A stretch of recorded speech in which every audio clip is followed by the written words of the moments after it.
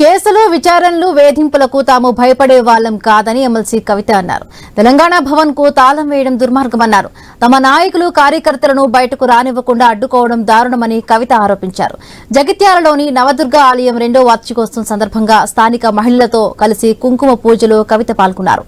Assembly ఎన్నికలకు ముందు రైతులు ప్రజలకు ఇచ్చిన హామీలను కాంగ్రెస్ ప్రభుత్వం తొంగలో తొక్కేసిందని మండిపడ్డారు.